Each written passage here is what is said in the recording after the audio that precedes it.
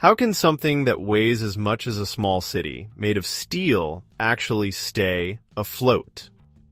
An aircraft carrier looks like it should sink the moment it touches water, but it doesn't, because floating isn't about being light. It's about something else. Welcome to the smart side. If you like learning how things really work, you're in the right place. In the next few minutes, I'll show you the simple idea that keeps an aircraft carrier floating, why weight isn't the real problem, and what would actually make one sink. First, let's kill the biggest myth. Heavy things sink. That's not the rule. The real rule is, things sink when their average density is higher than the water. And this is where ships cheat. Yes, steel is dense, but a ship isn't a solid block of steel. It's a steel shell with a huge amount of empty space inside. Hangars, hallways, storage rooms, engine spaces. Most of a carrier is basically air. So instead of thinking a giant piece of steel, think a giant steel container full of air. Now, here's the key idea that makes everything click. A ship floats because it pushes water out of the way. That's called displacement. When the carrier sits in the ocean, it displaces a massive amount of water, and that displaced water pushes back upward with a force called buoyancy. Here's the simple rule. A ship floats when the upward push from buoyancy equals the ship's weight. So, the heavier the ship is, the deeper it sinks, until it's pushing aside enough water to balance its weight. That's why carriers sit lower in the water when they're loaded with fuel, planes, and supplies, and a bit higher when they're lighter. Here's a quick mental picture. Think of a giant, empty cooler in a pool. Even if the plastic is heavy, it floats because it takes up lots of space and pushes a lot of water aside. That's basically what a carrier does, just on a ridiculous scale.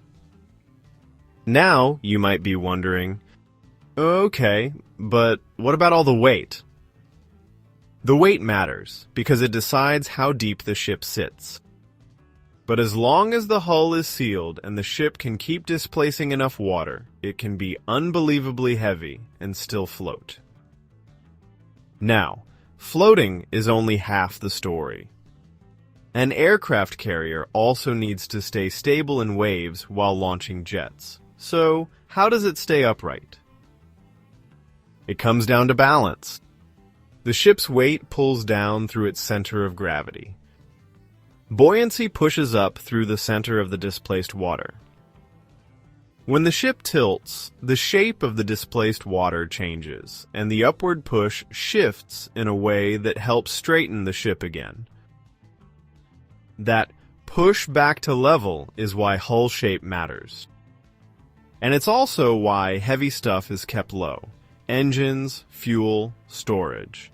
So the center of gravity stays down. A lower center of gravity makes the ship feel much harder to tip. Now, what would actually make a carrier sink? Not simply being heavy. A ship sinks when it loses the sealed airspace that makes its average density low. In one word, flooding. If water gets inside the hull and replaces air, the ship's average density goes up. It sits lower, displaces less useful volume, and it can reach a point where it can't balance its weight anymore. That's why carriers are built with many sealed compartments.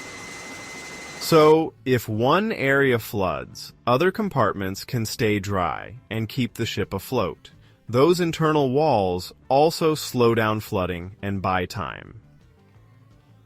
So here's the takeaway. An aircraft carrier stays afloat because it's a giant sealed hull that displaces an enormous amount of water. It's mostly air inside, so the ship's average density stays low enough to float, even with all that steel and all that weight. And it stays stable because of smart hull design, weight kept low, and compartments that help it survive damage without losing buoyancy. So next time you see an aircraft carrier, remember, it's not floating because it's light. It's floating because it's built to push aside a mountain of water and keep the air inside where it belongs. If you enjoyed this and learned something new, I'd really appreciate it if you hit like and subscribe. It honestly means a lot to me, and it helps the smart side reach more curious people like you.